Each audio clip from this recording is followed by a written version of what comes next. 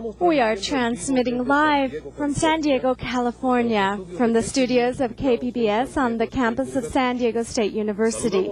Greetings to our distinguished participants in Mexico, the Dominican Republic, Costa Rica, Panama, Colombia, Venezuela, Peru, Paraguay, Uruguay, Brazil, Bolivia, Argentina, and the United States of America. Once again, we would like to thank Telecomunicaciones de Mexico, PanAmSat, Brazilsat, and NowelSat for their satellite linkage services, which allow us to reach all of you directly through the wonders of telecommunications. Welcome to the program Coaching for Success, Leadership Strategies in a World-Class Organization, the 6th video conference in our 1996 Strategies for Global Competitiveness series. My name is Armando Osorio, and I will be your moderator for this video conference. We would like to remind the coordinators at each received site to collect the attendance sheets for your sites with the names of the participants interested in obtaining the certificate or diploma and returning it to this university. This program is comprised of 2 presentation modules and 2 question and answer sessions. We look forward to your live participation. More and more, leadership is becoming the key for developing world-class organizations.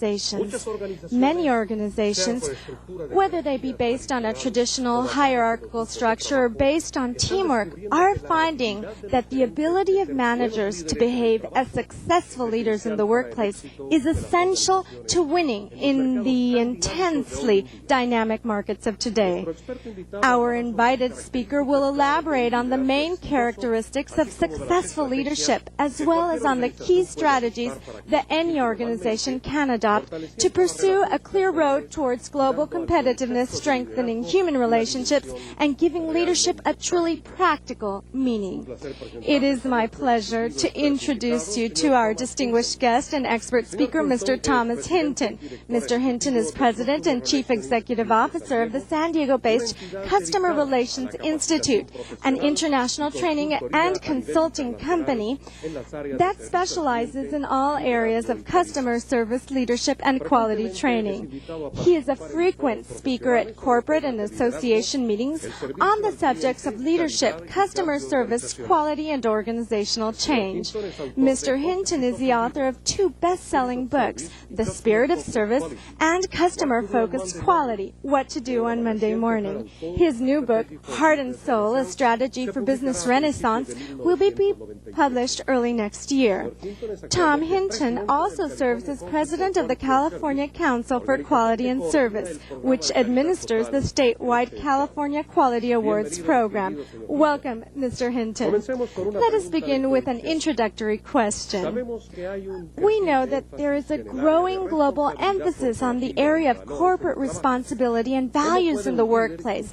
How does a leader teach values and responsibility on the job? Well, Armando, first of all, I believe that the leaders of a company have to establish clear values so that the employees know what the expectations are. Secondly, it's very important for the leaders to reinforce those values at every meeting of the company so that when employees are together, they're constantly reminded, here's what we stand for as a company. And then third, I think it's extremely important for leaders to walk their talk. In other words, role model those values so that employees will do as leaders do, not just as they say. Muy interesante, gracias. Very interesting. Thank you. Let us begin now with Module 1, in which Mr. Hinton will explain some of the requirements of coaching for success.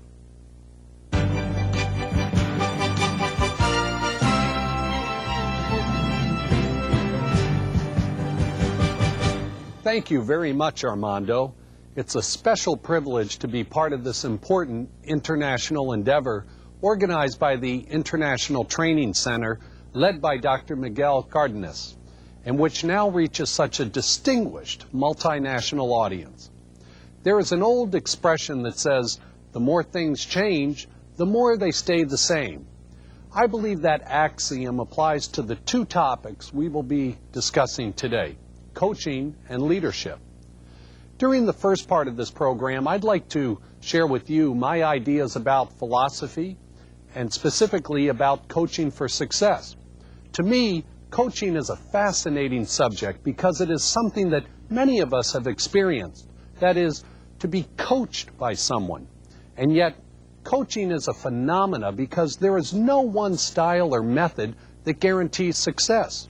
In fact, there are as many different styles and coaching methods as there are people. But the one common factor that binds together all successful coaches on the playing field as well as in business are 5 traits that I'd like to share with you today. Let me ask you a question.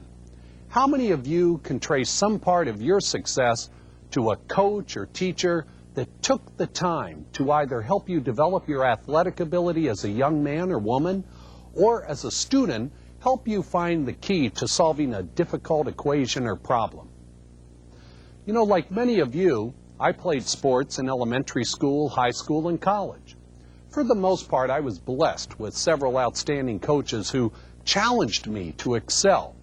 They would not let me settle for mediocrity. As a baseball, football, and basketball player, I also experienced the indignation of being blamed for my share of mistakes. My most painful memory from playing sports, ironically, taught me the most valuable lesson. As a right fielder for our high school baseball team, I had the misfortune of misjudging a batter's strength. He hit a fastball pitch down the right field line, and I dropped the ball as I ran backwards to catch it. As a result of my error, 2 runs scored in the bottom of the 9th, and my team lost the championship game. I felt terrible, and after that embarrassing incident, I returned to the dugout with my head bowed, disgusted at my performance, and ready for the insults from my teammates and classmates. But I remember my coach stepped out of the dugout, and as my teammates just sat quietly on the bench, stunned in silence by our unexpected defeat, my coach met me a few feet away from the dugout, and he said to me in a soft voice, not loud so that everybody could hear it, he said, "Hinton, I told you to play that batter down the right field line. He always pulls the ball down the right field line. You were out of position by 20 yards. How did you expect to catch a line drive when you were that far out of position?" And then he added, in a louder voice, "I should have done a better job of coaching you on that play." Well, I reflected for several weeks after that baseball game about my disappointing performance.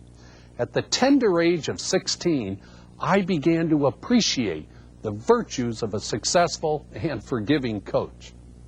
And even though I haven't thought about that game for many years, the opportunity to talk with you here today about coaching for success leads me back to such chilling moments and the valuable lessons I've learned along the way. Today, I hope that I can lead you back to many of the same lessons you've learned along the way so that we can apply our coaching skills to grow our people in the workplace and improve our business results. So let's begin by defining the term coach.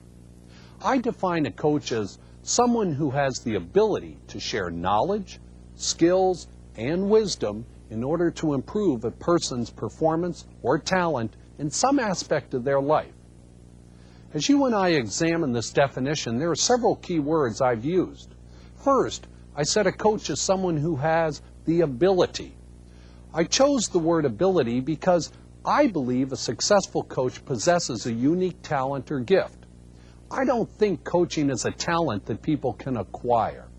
I think anyone who possesses that talent can develop their skills and become a more successful coach. But coaching is like the runner who is graced with great speed. You either have it or you don't. Next, I said that a coach is willing to share knowledge and skills and wisdom. There are several key words here. The first is the word share. Coaches, by their very nature, are givers. They have a profound affection for people and a deep respect for the players on their team, regardless of their talent level. Certainly the techniques and knowledge someone would use to coach a basketball superstar like Michael Jordan or a great soccer player like Pele would be different than the techniques and knowledge they would use to coach you or me. But the respect level should be the same because we are all players on the same team. A successful coach yearns to share his or her experiences and knowledge with players who are willing to learn. They enjoy teaching a player the skills that will make them a better player. And just like my high school baseball story, which I shared with you earlier, a good coach will offer valuable wisdom to help us better understand and deal with some of life's most unpleasant and difficult lessons. By using various methods and skills, a good coach can dramatically improve a person's performance or help people discover certain talents they never knew they had. Let's shift our thinking away from the playing field and look at coaching from a business perspective. There are many traits a successful coach must possess in order to improve a person's performance. I'd like to focus on 5 traits because I believe they're the most essential traits to being a successful coach on the job. And here they are. The first is to love your people. The most important trait in coaching is your ability to love your people. One of the greatest professional football coaches in the United States was Vince Lombardi. He coached the Green Bay Packers and led them to several Super Bowl championships in the 1960s. Coach Lombardi was fond of saying that it isn't important for my players to know if I like them, but it is important that each and every one of them know that I love them. The message here is very clear. In order for you to be a successful coach and to bring out the best in your players, they must know you are committed to them. In other words, you must care about them as human beings, on and off the job. How can someone give you their best performance if they aren't convinced that you believe in them or you care about them? They can't. And how can you, as the coach, demand superior results or encourage a better performance from someone you really don't like? You cannot. Loving your people also includes the respect factor.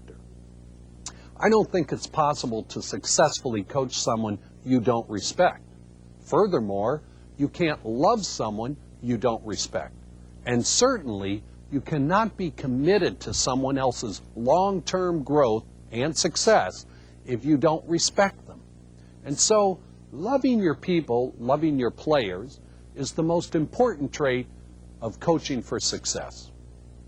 Perhaps some of you are feeling a bit uneasy in your seats at this point because you and I both know that loving your people is also a very difficult trait to practice in the stressful workplace environment of today.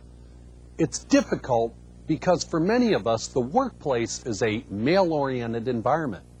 And most professional men and women have bought into the program that business isn't about loving people. It's about making money. It's about increasing your numbers, your percentages, your productivity, and ultimately maximizing your profits. I am here to say that no company and no manager will enjoy long-term growth and success, let alone profitability, if he or she does not recognize and accept that business is first and foremost about people. People are your greatest asset. It is your people that distinguish you from your competition because while any company can produce a product or deliver a service, only a company that cherishes its people can achieve world-class status. If you really want to grow your business, I encourage you to love your people and grow them as a good coach would grow his or her best players. How do you do that? How do you love your people? I think it starts with individual acts of giving.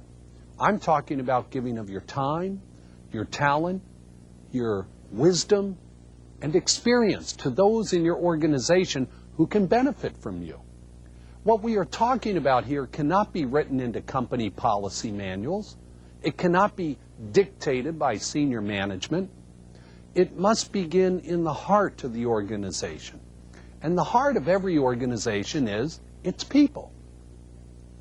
There is a beautiful expression that states, "Givers gain." If you want to grow your people and in turn improve performance in your company, the fastest and cheapest way I know of is to initiate a mentoring or a coaching program. Here's how it works. Have everybody in your department or organization partner with someone else for a 6-week period. Now, during that 6-week period, meet with your partner at least twice a week for 30 minutes to share ideas, exchange information about your roles and responsibilities in the organization, and answer their questions about various aspects of the business. At the end of the 6-week period, evaluate the relationship. Then select a new partner and begin the process anew. After 12 weeks, you will be amazed at the positive results and the increase in harmony among your employees. And the best thing about this mentoring or coaching program is that it costs you nothing. The second trait of a successful coach is persistence. A good coach doesn't give up on his or her players. A good coach looks for the silver lining in every dark cloud. As a coach, you're interested in long-term results. Remember, you are about transforming people and changing behavior in order to achieve better results. And that process takes time. Your message must always be one of optimism. You must have the strength to encourage your people, to keep going when they are out of steam. You must find a way to motivate and inspire your people when defeat and pain is staring them in the eye. A great coach is always up emotionally, not just for the big game, but at every practice as well. As the saying goes, practice makes perfect. So, it's important for you as the coach to have a good practice. Every workday is important for preparing your people for the big sale, the customer visit, the crisis, the new product order that must be ready in 60 days instead of the usual 90 days time period. The third trait of a successful coach is your ability to measure results. If you think about the great athletes and Olympic performers, they all share one simple but important quality. All great athletes measure their results. They keep statistics not only on their own performance, but the opposition as well. They know how fast they can run 100 meters, how many goals the best soccer player on the opponent's team averages per game, how many times the batter is struck out or gets a hit, how many fouls the basketball player makes in a game. As a successful coach, it's important that you help your people measure and track their performance. Every job has some aspect worth measuring, and everything your employees do that impacts a customer or the performance of your company is worth measuring. How many of us would remain interested in a basketball game if they didn't keep score? How many salespeople would be motivated to sell more if nobody tracked their sales and rewarded them for making more sales? The answer is simple. We would lose interest very quickly, because if you can't measure it, you can't manage it. Another way to say it is this: what gets measured gets done. All great coaches measure their players' performance frequently. The fourth trait of a successful coach is giving feedback and sharing results. It's one thing to measure a player's performance or keep track of someone else's productivity, but if we never tell that person how they're doing on the job, you've lost the opportunity to improve their performance. I've always been intrigued by the work ethic of professional golfers. After they finish playing a round of golf and signing their scorecards, they immediately go to the practice green to work on their putting, or they visit the driving range to hit hundreds of golf balls. Certainly they must be tired after walking 18 holes of golf, but what drives these professional golfers is their desire to improve their game. They know their strengths and weaknesses after finishing a game. Now is the time to take that feedback and improve their results by practicing on their weak points. Another important aspect of giving feedback is how and when to do it. A good coach understands that he or she must take the time to build a positive relationship with their players in order to give that person both praise and criticism on their performance.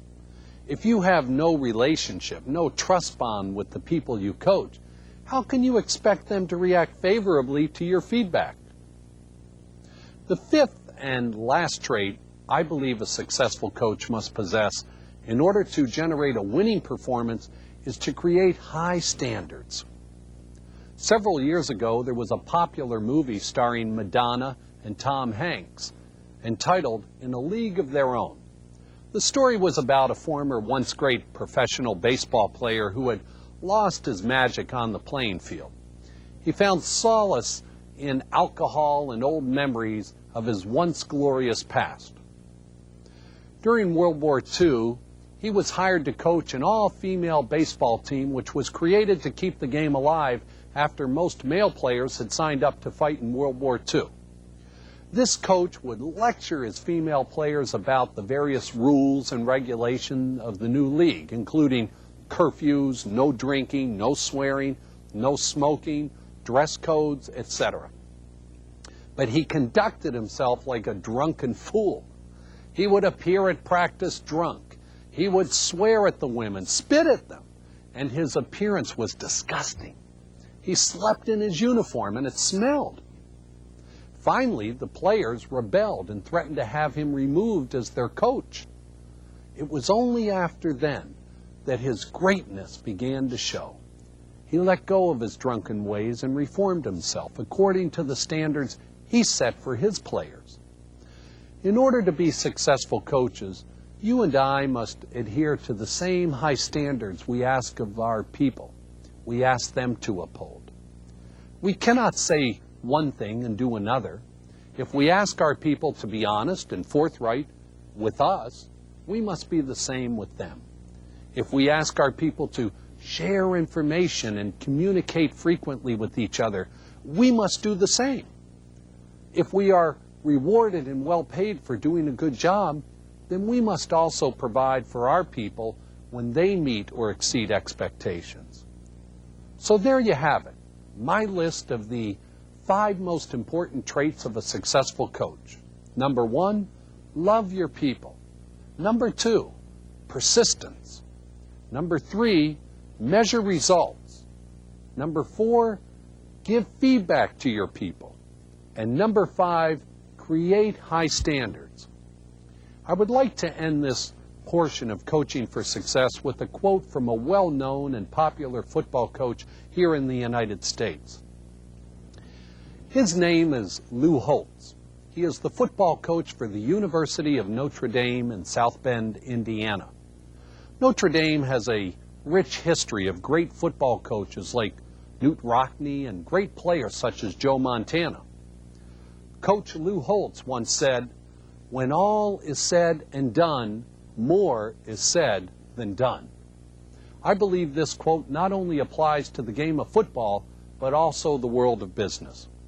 It's very easy for most people to talk about achieving results, but few people are willing to accept the responsibilities of being the coach and helping people achieve their goals. Let's face it, coaching for success is hard work. Most people would rather walk 10 miles to avoid hard work than take one step forward and shoulder their load. I have always maintained that facts are friendly. Even though we may not like the message, we should listen to what the messenger has to say. Unfortunately, the culture in many companies is to kill the messenger before he has a chance to speak the message. There is no doubt in my mind that you and I must help create learning organizations that accept all facts as friendly, useful information. We must realize that in order for our companies to remain competitive, we must coach our people and mentor them. This is part of the shared responsibility we have as leaders and coaches in business. Thank you very much for listening. And now I return you to Armando for questions. Very interesting. Let us begin now with our first question and answer session. We will try to answer as many questions as possible. Therefore, we ask that only one question be asked per phone call, and that these questions be as brief as possible. You may call the studio directly at the phone numbers or fax which now appear on your screen. We remind you to make your phone calls at a distance from the monitor to avoid feedback. The first question arrives via fax from Penalco, Medellin, beautiful city of Colombia. The question is, I am intrigued by the mentoring concept. Can you please elaborate on how we might implement a mentoring program in our company? I think there are three areas that you should be concerned about with respect to a mentoring program. First of all, you want to have senior management support or buy-in for that particular program, because that's what is going to make it work long term. Secondly, you want to pair every employee in the company with another employee, but I would recommend that you pair people from different levels or different positions or areas of expertise. And do that for a 3-week period so that they have a chance to come together, get to know each other professionally, and offer some innovative ideas and solutions as to how to improve the company. And then the last step, which is very important, is to make sure that you evaluate the program after the 3-week period, and then again pair different employees together. I think if you can do those 3 steps, Armando, it will work very well. Gracias. Vamos ahora a Thank you. recibir la primera llamada We're going to telefónica. receive the Viene first telephone call Universidad de Guadalajara, from the Centro Universidad de Guadalajara, Centro Universitario de la Costa, Puerto Vallarta, Mexico. Yes, good morning. I'm calling from the University of Guadalajara, Puerto Vallarta. I am Ángel Escobar Fernandez, and my question is, can you recommend certain rules for the feedback process? Thank you very much. Well, the feedback process is a very important part, I think, of leadership and coaching. And what I'd like to suggest is that when you talk about rules for feedback, number one, make sure that the employee knows what his or her job is. Secondly, show them how to do that job, at least in terms of what your expectations are. Then third, measure performance. And the last step, which is very important, is either redirect their efforts so you can bring them back on track, or praise their performance. Too often we forget to tell an employee that they're doing an outstanding job. So I would encourage you to praise performance and at the same time redirect their efforts so they can be more successful. Atendemos ahora una llamada We que will now proviene de la Universidad receive Privada a phone Boliviana call from the Universidad Privada Boliviana in Cochabamba, Bolivia. Welcome. Yes, good morning. The question that I'd like to ask you is, what suggestions do you have to solve those cases where employees do not follow directions or do not achieve expected results? Well, those are two different questions, and let's try to pull them apart and answer them one at a time. First of all, if you have an employee that does not follow directions, I think you have to ask yourself, did we clarify the directions?